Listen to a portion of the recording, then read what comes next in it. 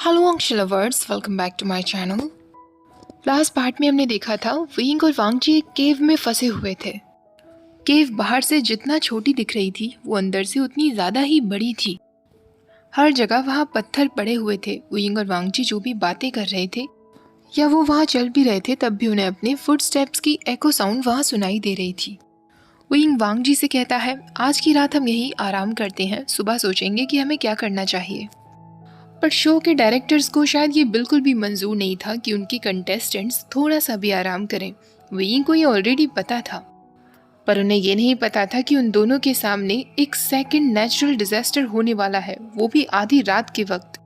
अचानक से जिस गुफा में वो दोनों थे उसमें तोड़ फोड़ होने लगती है। विंग कहता है, हम दोनों पक्का यहाँ मर जाएंगे। वांग जी विंग से कहता है, हमें दूसरी तरफ चलना चाहिए। क्योंकि वांग जी की पैर में अभी भी चोट थी इसलिए विंग उसे उठने में मदद करता है और जिस डायरेक्शन में वांग जी उसे ले जाने के लिए कह रहा था वहाँ वो दोनों जाने लगते हैं। विंग कहता है कि प्रोडक्शन टीम एक फेक अर्थक्वेक कैसे ला सकते हैं। वांग जी कहता है ये अर्थक्वेक नहीं है, ग्राउंड शेक नहीं कर रही है। विंग पूछता है तो फिर ये क्या है। वांग जी कहता है फायर की वजह से शायद आइलैंड पर कुछ हलचल हुई होगी, इसलिए लैंडस्लाइड हो रहा है। इससे पहले कि वांग जी कुछ कह पाता, पास ही की एक चट्टान जो कि काफी बड़ी थी वो उन दोनों के ऊपर गिरने वाली थी। विंग तुरंत वांग जी को ग्राउंड पर लिटाता है और खुद उसके ऊपर आ जाता है। इतना करने पर भी चट्टान का कुछ हिस्सा विंग की बैक पर लग जाता है। वांग जी अपनी वाइड आईज से चिल्लाते हुए कहता है, विभूषण। विंग बेहोश हो रहा था पर वांग जी ने उसे पकड़ा हुआ था। कुछ टाइम बाद वो अपनी आंखें बंद कर लेता है। वांग जी अभी भी जोर जोर से उसका नाम ले रहा था और उसे होश में लाने की कोशिश कर रहा था, पर विंग बेहोश नहीं हुआ था, उसे बस आराम चाहिए था, इसलिए वो आंखें बंद करते हुए रेस्ट कर रहा था। कुछ टाइम बाद वो अपनी आंखें खोलता है और वांग जी से कहता है, मैं ठीक हूँ। अगर वो चट्टान तुम्हारे पैर से लग जाती तो तुम्हें बहुत गहरी चोट लग जाती। वांग जी उसकी तरफ अभी भी फ्यूरियसली देख रहा था, तो विंग कहता है, मुझे इस तरह देखना बंद करो। वांग जी को बहुत ज़्यादा गुस्सा आ रहा था। विंग कैसे अपनी जान को इस तरह खतरे में डाल सकता था, पर वांग जी उससे कुछ नहीं कह पाता। विंग की टॉर्च पानी में गिर गई थी और अब उनके पास केवल वांग जी की हेडलैम्प थी। एटलीस्ट लैंडस्लाइड अब रुक गई थी। गुफा में अंदर काफ़ी ज़्यादा ठंड थी, पर वांग जी की अल्फा सेंट की वजह से विंग को हीट का एहसास हो रहा था। एक सडन डिज़ायर उसे फील होता है। अचानक वो अपनी आंखें बंद करके अपना सिर वॉल पर पुश करता है। वांग जी उससे पूछता है, विभूषण क्या हुआ। विंग कहता है, कुछ नहीं। विंग को पता था कि वो ऑलरेडी काफ़ी वेट हो गया होगा। वो अपने माथे से पसीना पहुँचने लगता है। वांग जी उसकी हालत देखते हुए कहता है, तुम मुझे यहीं छोड़ दो, मेरे पास कुछ क्लाइंबिंग इक्विपमेंट्स हैं, उनके इस्तेमाल से तुम केव से बाहर निकल जाओगे। विंग उससे कहता है, कोई ज़रूरत नहीं है, जाएंगे तो हम दोनों साथ में जाएंगे। वांग जी कहता है, बकवास बातें मत करो, तुम्हें कोल्ड हो जाएगा, तुम्हारे बाल भी गीले हो रहे हैं। विंग मुस्कुराते हुए कहता है, तुम फिर से मेरी मदर की तरह बिहेव करने लगे। कोई बात नहीं वांग जी, मैं अभी फायर लगा लेता हूँ तो हमें ठीक फील होगा। विंग ये वांग जी से कहने नहीं वाला था, पर वांग जी के प्रेजेंस की वजह से उसे काफ़ी अच्छा लग रहा था। विंग आसपास से कुछ ट्री ब्रांचेस, कुछ फॉलन लीव्स उठाकर वांग जी के पास लेकर आता है। वांग जी भी उसकी मदद करता है, हालांकि उसे चलने में बहुत तकलीफ हो रही थी। विंग उससे कहता है, तुम रहने दो लंजा, तुम बैठो, तुम ये गेम हार जाओगे। वांग जी कहता है, ओह सीरियसली, मुझे तो बहुत बुरा लगेगा अगर मैं हार गया तो। विंग उसकी ये बात सुनकर हंसते हुए कहता है, ओ माय गॉड लंजा, तुम फनी भी हो, मुझे पता नहीं था। वांग जी कहता है, आई एम सॉरी, और वो एक छोटी सी स्माइल देता है। विंग कहता है, मुझे पता है कि तुम्हें हारने से कोई फ़र्क नहीं पड़ता, पर अभी भी गेम को ख़त्म होने में 4 दिन बचे हैं। पर तुम्हारे पैर में काफ़ी गहरी चोट है, मैं नहीं चाहता कि तुम्हारी इंजरीज और भी ज़्यादा गहरी हो जाएं। हो सकता है कि इन 4 दिनों में तुम्हें किसी भी अल्फ़ा से फ़ाइट करनी पड़े। वांग जी कहता है, कोई अल्फ़ा क्यों मुझसे फ़ाइट करेगा जब मैं अभी तक किसी भी ओमेगा के साथ नॉटेड ही नहीं हुआ हूँ, और ना ही मैं किसी ओमेगा को अप्रोच करने के बारे में सोच रहा। विंग ये सुनकर एक सैड वॉइस में कहता है, ओह, अगर तुम्हें मेरे यहाँ होने से प्रॉब्लम हो रही है तो मैं चला जाऊँगा। आई नो एक ओमेगा के नज़दीक होने पर तुम्हें भी प्रॉब्लम हो रही होगी, मेरी स्मेल की वजह से। एक बार मैं यहाँ फायर का इंतज़ाम कर दूँ जिससे तुम्हारे पैर को थोड़ा सा तो आराम मिले। वांग जी ये सुनते ही कहता है, आई एम सॉरी, मेरे कहने का वो मतलब नहीं था। मुझे तुम्हारी कंपनी यहाँ अच्छी लग रही है। विंग उसकी तरफ मुस्कुराता है। उसके बाद वो दोनों पूरी रात इसी तरह बिता देते हैं।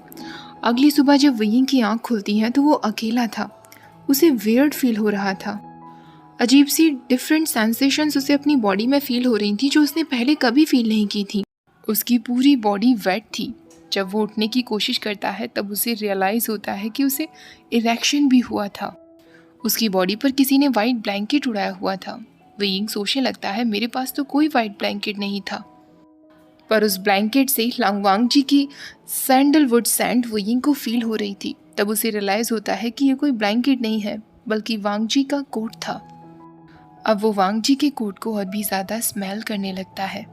सांस लेना भी उसके लिए बहुत मुश्किल हुए जा रहा था क्योंकि इस वक्त उसकी बॉडी को सच में एक अल्फा की ज़रूरत थी। विंग देखता है कि उसके पास आग जली हुई थी। विंग तो ठंड की वजह से रात को जल्दी सो गया था। वो मन में सोचने लगता है, लांगवांग जी ने एक ब्रोकन लेग के साथ ये सब कुछ कैसे मैनेज किया होगा। विंग देखता है कि वहाँ पास में एक बास्केट भी रखी हुई थी जिसमें काफ़ी सारा फूड था। कंटेस्टेंट्स को ऐसी जगहों पर फूड या तो केवल अपनी मनी से मिल सकता है या वोट्स के जरिए। इसका मतलब वांग जी ने अपने फूड या फिर वोट्स विंग के लिए वेस्ट कर दिए थे। विंग अपने बाल पकड़ते हुए कहता है, oh my god Longwang ji, you beautiful bastard, ये सब करने की क्या ज़रूरत थी। कुछ टाइम तक विंग वहीं बैठकर वांग जी के वापस आने का इंतज़ार करता है। तब तक वो फूड खा लेता है जो वांग जी ने उसके लिए अरेंज किया था। विंग सोचने लगता है, अगर लंजा यहाँ से भाग गया इसका मतलब उसे कोई ना कोई तरीका ज़रूर दिख गया होगा। वो अपने हाथ में स्टिक लिए उस जगह को ढूंढने के लिए निकल जाता है। तभी अचानक उसके सामने वांग जी आकर खड़ा हो जाता है। विंग पैनिक होते हुए कहता है, लांगवांग जी, तुमने मुझे डरा ही दिया। वांग जी कहता है, विभूषण, तुम जाग गए। वांग जी शर्टलेस था, ऑफ कोर्स, क्योंकि उसने अपनी शर्ट विंग को पहना दी थी। वो शर्टलेस ही विंग के पास आकर कहता है, तुम उठने की कोशिश क्यों कर रहे हो? तुम्हें निमोनिया हो गया था, तुम्हें यहीं लेट जाना चाहिए। विंग कहता है, मेरा बैकपैक तुम्हारे पास क्यों है? वांग जी कहता है, आई एम सॉरी, कुछ सप्लाईज लाने के लिए मैंने तुम्हारा बैग बोरो कर लिया था। विंग उससे कहता है, ओह कोई बात नहीं, and thank you so much उस फायर के लिए। वांग जी विंग के बैकपैक को अनपैक करना शुरू करता है। वो और भी काफ़ी सारे फ्रूट्स नट्स विंग के लिए ले आया था। वो उसके लिए ब्लैंकेट और हर्ब्स भी ले आया था। विंग के मन में ऑलरेडी इनएप्रोप्रिएट थॉट्स आना शुरू हो गए थे। वो सडनली सोच रहा था, अगर लांगवांग जी ने रात को मेरे साथ सोते वक्त कुछ किया होता तो कितना हॉट होता ना। ये सोचते ही उसकी चीक्स बुरी तरह लाल पड़ गए थे। उसकी नज़र वांग जी पर जाती है। वांग जी भी गहरी सांस ले रहा था। विंग उससे पूछता है, तुम शर्टलेस क्यों हो? वांग जी कहता है, क्योंकि रात को तुम्हें बहुत ठंड लग रही थी, इसलिए मैंने अपनी शर्ट तुम्हें पहना दी। विंग कहता है, अच्छा है कि मुझे निमोनिया हुआ और लोगों को शर्टलेस लांगवांग जी देखने को मिला। वांग जी को उसकी ये बात सुनकर थोड़ा सा अपसेट फील होता है तो विंग कहता है, ओह सॉरी लांगवांग जी, मैं बस कहना चाहता था कि मैं बहुत ग्रेटफुल हूँ कि तुमने मेरी मदद की। वांग जी उससे कहता है, तुम 3 दिन तक अनकॉन्शियस थे विंग। विंग कहता है, व्हाट, 3 दिन तक? तुम मजाक कर रहे हो ना लंजा? वांग जी उससे कहता है, नहीं, 3 दिन ऑलरेडी हो चुके हैं। तुम्हें पानी पीते रहना चाहिए, मेरे लिए बहुत मुश्किल हो गया था तुम्हारी नींद में तुम्हें हाइड्रेटेड रखना। विंग कहता है, इसका मतलब सच में 3 दिन हो गए? क्या कोई आसपास नहीं आया या बेल बजी? क्या तुम मुझे बताओगे कि इन 3 दिनों में क्या हुआ? वांग जी कहता है, तुम्हारी बॉडी ठंडी पड़ गई थी और तुम अपनी हीट में भी थे। मेरा लेग इन्फेक्टेड हो गया था, इसलिए मैंने क्रू मेंबर से एयर ड्रॉप की मांग की जिससे हमें सप्लाईज मिल सकता था और कुछ मेडिसिन्स भी। माइक के ज़रिए मैंने उनसे कांटेक्ट किया। विंग कहता है, ओह तो इतना कुछ हो चुका है। आई होप तुम्हारे ब्रदर ठीक होंगे। वांग जी कहता है, हाँ वो स्किल्ड हैं। विंग कुछ टाइम बाद उससे कहता है, अगर तुम अब यहाँ से जाना चाहो तो तुम जा सकते हो। मैं ये नहीं कह रहा कि तुम मुझे छोड़कर चले जाओ। अगर तुम यहाँ इस वजह से हो कि मुझे कुछ ना हो तो मैं अब बिल्कुल ठीक हूँ लंजा। वांग जी जब उसका कोई जवाब नहीं देता तो विंग समझ गया था कि वांग जी उसे छोड़कर नहीं जाना चाहता। वुयिंग कहता है ठीक है, फिर हम दोनों साथ साथ ही रहेंगे। वुयिंग अब वांग जी से पूछता है क्या तुम्हें कोई मौका मिला जिससे तुम आसपास के एरिया को चेक कर सको। वांग जी कहता है हाँ, जिस एंट्रेंस से हम आए थे वो लैंडस्लाइड की वजह से पार्शली ब्लॉक हो गया है। वुयिंग पूछता है और बाकी सारे चैम्बर्स, क्या उनसे जाना सेफ होगा। वांग जी कहता है एक चैम्बर है जिससे जाना मुझे सेफ लग रहा है, तुम यही इंतज़ार करो, मैं अभी उसे चेक करके आता हूँ। वुयिंग को ये ऑप्शन ठीक लगता है क्योंकि उसके लिए बहुत मुश्किल हो रहा था एक अल्फ़ा के इतने नज़दीक होना, वो भी एक ऐसा अल्फ़ा जो अपने ओमेगा के लिए इतना प्रोटेक्टिव बन रहा था। हालांकि उसे पता था कि वुयिंग उसका ओमेगा है भी नहीं। वांग जी जा चुका था और वुयिंग उसका इंतज़ार कर रहा था। वुयिंग के लिए अब इंतज़ार कर पाना बहुत मुश्किल होता जा रहा था। आखिरकार वो खुद को सेटिस्फाई करना शुरू कर देता है। उसकी पूरी बॉडी बुरी तरह वेट थी और वो अब और इंतज़ार नहीं कर सकता था। वो जितना फास्ट हो सके उतना फास्ट खुद को फिंगरिंग कर रहा था। उसे अब कोई फ़र्क नहीं पड़ता था कि चाहे उसे निमोनिया ही क्यों ना हो। उसके दिमाग में सिर्फ शर्टलेस वांगजी चल रहा था। वो वांगजी का कोट उठाता है और फिर से उसको पूरी तरीके से स्मेल करने लगता है। उसके मुंह से ज़ोर ज़ोर से मोर्निंग की आवाज़ें निकल रही थीं। वो इतना ज़्यादा केयरलेस हो गया था कि उसे पता ही नहीं चलता कब वांगजी उसके सामने शर्टलेस आकर खड़ा हो गया था। वो वुयिंग की हालत देखकर पूछता है विभूषण। फाइनली वुयिंग अपनी आंखें खोलता है और वांगजी का चेहरा उसके सामने नज़र आता है। वो मन में सोचने लगता है शिट, वो इतनी जल्दी वापस कैसे आ गया। पर उसके मुंह से मोर्निंग के अलावा और कुछ नहीं निकल रहा था। वांगजी कहता है आई एम सॉरी मैं इस तरह आ गया, पर मैंने तुम्हारे चिल्लाने की आवाज़ सुनी, मुझे लगा कोई यहाँ आ गया है। वो अपनी आंखें दूसरी तरफ कर लेता है और उससे कहता है मैं वापस जाता हूँ। पर तभी वुयिंग उसे रिक्वेस्ट करते हुए कहता है प्लीज़ लंजा, वापस मत जाओ। वांगजी उसकी तरफ मुड़ते हुए कहता है विभूषण। वुयिंग कहता है लंजा प्लीज़ मेरे पास आओ। वांगजी स्लोली उससे कहता है वुयिंग, अगर मैं तुम्हारे नज़दीक आया तो मैं खुद को रोक नहीं पाऊंगा। वुयिंग मन में सोचने लगता है यही तो मैं चाहता हूँ। वुयिंग उससे कहता है तुम्हें खुद को रोकने की ज़रूरत नहीं है लंजा, मुझे नोट करो प्लीज़। ये सुनते ही वांगजी उसके बहुत नज़दीक आ गया था और अब उन दोनों के बीच में बहुत कम फासला रह गया था। वांगजी एक बार में ही वुयिंग को उसके थाई से पकड़ लेता है। वुयिंग भी अपने हाथों से उसकी नेक को जकड़ लेता है और वांगजी अगले पल ही पूरी तरीके से वुयिंग के अंदर था। शुरुआत में वुयिंग बहुत ज़ोर ज़ोर से मोर्निंग कर रहा था, पर वो वांगजी के लिए एंगल भी बना रहा था जिससे वांगजी भी कंफर्टेबल फील कर सके। वुयिंग देख सकता था कि वांगजी का साइज़ एक्चुअली काफ़ी ज़्यादा था, वो बहुत स्ट्रॉन्ग था। धीरे धीरे अब वुयिंग को अनकंफर्टेबल फील होना शुरू हो जाता है। उसकी सांसें बहुत फास्ट हो जाती हैं। वो अपने लिप्स बाइट कर रहा था पर वांगजी उसके साथ बहुत वाइल्ड हो चुका था। वांगजी के हैंड्स अब वुयिंग के हिप्स पर थे। वो वुयिंग की नेक पर बहुत ज़ोर से बाइट कर लेता है। जैसे ही वो उसकी नेक पर बाइट करता है एक शार्प पेन वुयिंग को फील होता है और वो ज़ोर से चीखता है, पर उस पेन के थ्रू भी वांगजी कंटिन्यूसली उसे असॉल्ट कर रहा था। जितना ज़्यादा वेट वुयिंग अब हो चुका था, इससे पहले कभी भी वो इतना वेट नहीं था। वुयिंग बहुत ज़्यादा सेंसिटिव हो चुका था, पर वांगजी तब तक नहीं रुकता जब तक वो पूरी तरीके से वुयिंग के साथ नॉटेड ना हो जाए। पर जैसे ही वुयिंग को ये रियलाइज़ होता है कि वांगजी उसके साथ नॉटिंग करने वाला है, वुयिंग उसे कहता है प्लीज़ स्टॉप लंजा, प्लीज़ ऐसा मत करना। वुयिंग को लग रहा था कि वांगजी सब कुछ सिर्फ इसलिए कर रहा है क्योंकि वुयिंग ऐसी हालत में था, पर वुयिंग के इन शब्दों पर वांगजी को बहुत बुरा लगता है। इससे पहले कि वुयिंग उसे समझा पाता, वुयिंग देखता है कि उनके पीछे वेंचू चला आ रहा था जो वांगजी पर हमला करने वाला था। वुयिंग ज़ोर से चिल्लाते हुए कहता है वॉच आउट वांगजी। वेंचू इससे पहले कि उस पर हमला कर पाता, वांगजी उसका हाथ पकड़ लेता है और उसे बुरी तरह मारता है। वांगजी उसे तब तक मारता है जब तक वो घायल ना हो जाए। वुयिंग उसके पास आकर कहता है इनफ वांगजी, इनफ, वो मर चुका है। वांगजी अभी भी नहीं रुक रहा था क्योंकि एक तो वेंचू ने उस पर हमला करने की कोशिश की और दूसरा वेंचू ने वुयिंग को ऐसी हालत में देख लिया था और अब वो वेंचू को जिंदा नहीं छोड़ सकता था।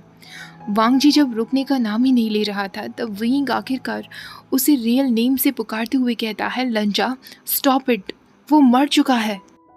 वुयिंग के मुंह से पहली बार अपना रियल नेम सुनने पर वांग जी आखिरकार रुक जाता है। वैनशु सच में मर चुका था।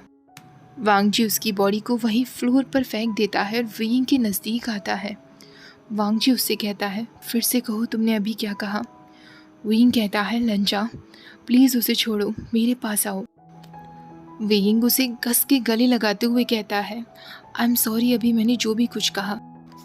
मैं भी चाहता हूँ कि तुम मेरे साथ नॉटिंग करो लंजा, पर सिर्फ इसलिए नहीं क्योंकि मैं ऐसी हालत में हूँ, बल्कि इसलिए क्योंकि तुम खुद अपने दिल से करना चाहते हो। वांग जी उससे पूछता है, तुम सच में ऐसा चाहते हो वुयिंग? वुयिंग कह देता है, हाँ। वांग जी फिर से उसके हिप्स को पकड़ते हुए कहता है, अभी की अभी। वांग जी फिर गहरी सांस लेते हुए कहता है, यस लांग वांग जी, अभी की अभी, कैमरे के सामने। उसके बाद वांग जी एक सेकंड भी इंतज़ार नहीं करता और एक बार फिर उसकी बॉडी वुयिंग से पूरी तरीके से कनेक्टेड थी। वांग जी इस बार बार बार उसके कान में चिल्ला रहा था, मुझे लंजा बुलाते रहो। वुयिंग ओबीडियंटली बिल्कुल ऐसा ही करता है। मोर्निंग करते करते वो बार बार उसे लंजा बुला रहा था। एक पॉइंट पर आकर वुयिंग को इतना अच्छा फील हो रहा था कि वो उससे कहता है, ओ माय गॉड लंजा, प्लीज़ मत रुकना। वांग जी बिल्कुल ऐसा ही करता है, वो रुकने का नाम ही नहीं ले रहा था। वुयिंग अब उससे कहता है, लंजा please, it's to much. Wang ji कहता है, पर तुम्हें ये अच्छा लग रहा है ना? वुयिंग कहता है, मुझे हर्ट हो रहा है। वांग जी उसकी नेक पर बाइट करते हुए कहता है, तुम्हें अच्छा लग रहा है। वुयिंग चिल्लाता है, रिक्वेस्ट करता है, पर वांग जी पर कोई असर नहीं होने वाला था। वुयिंग की आंखें टेढ़ी हो गई थीं। उसकी बॉडी प्रोटेस्ट करने की कोशिश कर रही थी, पर वांग जी सब कुछ इग्नोर किए हुए था। वुयिंग के हाथों को उसने कस के पकड़ लिया था। फाइनली वांग जी जब थक जाता है, वो पूरी तरीके से वुयिंग के ऊपर लेटा हुआ था, उसे कंफर्ट देने की कोशिश कर रहा था। वुयिंग अपना एक पैर भी नहीं उठा पा रहा था। उसे अपनी पूरी बॉडी में पेन फील हो रहा था। आखिरकार कुछ टाइम बाद वो उससे कहता है, लंजा तुमने सच में आज मुझे तोड़ ही दिया। वांग जी उसके चीक बोन पर किस करते हुए कहता है, पर तुम्हें ये अच्छा लगा ना? वुयिंग हाँ में सिर हिला देता है। वुयिंग देखता है कि उन दोनों की बॉडी बहुत ज़्यादा वेट हो रही थी। वुयिंग कहता है, शिट लंजा, that's too much. Wang ji कहता है, मेरा 2 बार हुआ था वुयिंग, पर तुम 3 बार कर चुके थे। वांग जी के मुंह से ऐसी डर्टी लैंग्वेज सुनकर वुयिंग को विश्वास ही नहीं हो रहा था। कुछ टाइम बाद वांग जी अपनी शर्ट पहन लेता है और वुयिंग को भी उसके कपड़े पहनने के लिए देता है। वांग जी उसे उठाने की कोशिश करता है, पर वुयिंग के दोनों लेग्स अभी तक प्रॉपरली वर्क नहीं कर रहे थे। वुयिंग हंसते हुए कहता है, लंजा तुम्हारा तो केवल एक ही लेग इंजर्ड हुआ था और मेरे दोनों ही इंजर्ड हो चुके हैं। वुयिंग इस पोजीशन में बिल्कुल नहीं था कि वो वॉल के एंट्रेंस तक चढ़ाई कर सके। उसकी बैक, उसकी थाइस, उसकी मसल्स, हर जगह उसे पेन हो रहा था। वांग जी कहता है, हमें कुछ ऐसा ढूंढना होगा जिससे हम थोड़ी ऊंचाई तक जा सकें, जिससे हेलीकॉप्टर्स हमें ढूंढ सकें। वुयिंग हाँ में सिर हिला देता है। आखिरकार एक दूसरे की मदद से दोनों थोड़ी ऊंचाई पर आ जाते हैं। वुयिंग को पेन हो रहा था तो वांग जी कुछ देर के लिए वहीं बैठ जाता है। वुयिंग ने अपना सिर वांग जी के शोल्डर्स पर रखा हुआ था। वांग जी उससे पूछता है, क्या तुम्हें पेन किलर्स की ज़रूरत है? वुयिंग कहता है, नहीं लंजा, मैं ठीक हूँ, बस मुझे थोड़ी देर ऐसे ही बैठे रहने दो। कुछ टाइम बाद वुयिंग उससे कहता है, थैंक्स लंजा। वांग जी पूछता है, किस लिए? वुयिंग कहता है, हर चीज़ के लिए, इस पूरे टीवी शो के लिए। पहली बार जब मैंने तुम्हें देखा था तो मुझे समझ आ गया था कि तुम्हें यहाँ आकर ज़्यादा खुशी नहीं हुई है और तुम एक्चुअली यहाँ किसी को नोट करने के लिए आए भी नहीं थे। तभी वांग जी उससे कहता है, ये बात सच है कि मैं यहाँ किसी से भी बॉन्ड बनाने के लिए नहीं आया था। जब मैं तुमसे मिला मुझे पता चला कि तुम भी बॉन्डिंग में इंटरेस्टेड नहीं हो, पर आज जब तुमने मुझसे नोटिंग के लिए पूछा, मैं खुद को रोक ही नहीं पाया और मुझे खुशी है कि तुम्हें उसका अफसोस नहीं हो रहा। वांग जी के चीक्स काफ़ी ज़्यादा रेड हो गए थे तो वुयिंग उसके चीक्स बोन्स पर अपना हाथ फेराते हुए कहता है, तुम ब्लश कर रहे हो। वांग जी उसका हाथ पकड़ लेता है और जेंटली उससे कहता है, वुयिंग। वुयिंग हंसने लगता है। कुछ टाइम बाद वो उससे पूछता है, वैसे मैंने आज तक तुमसे ये नहीं पूछा कि तुमने इस शो को क्यों ज्वाइन किया। वांग जी कहता है, बस इसलिए क्योंकि मैं सर्वाइवल में अच्छा हूँ। वुयिंग कहता है, सीरियसली? वांग जी कहता है, हाँ मैंने तुम्हें पहले भी बताया था, मैंने केवल फिनाले सीज़न देखा था। मैं अपना फैमिली बिजनेस प्रमोट करने के लिए आया था। मेरे फैमिली बिजनेस में नेचर और नेचुरल रिसोर्सेज की चीज़ें ही बनाई जाती हैं, इसलिए मुझे एक सर्वाइवल शोज़ के लिए बेस्ट लगा। ओके गाइस, आज का पार्ट यहीं ख़त्म करते हैं। आई होप आज का ये हॉट सेक्सी सा पार्ट आप लोगों को पसंद आया होगा। आज का वीडियो भी अच्छा लगा है तो प्लीज़ वीडियो को लाइक, शेयर और चैनल को सब्सक्राइब करना मत भूलना। Thank you for watching. Bye bye.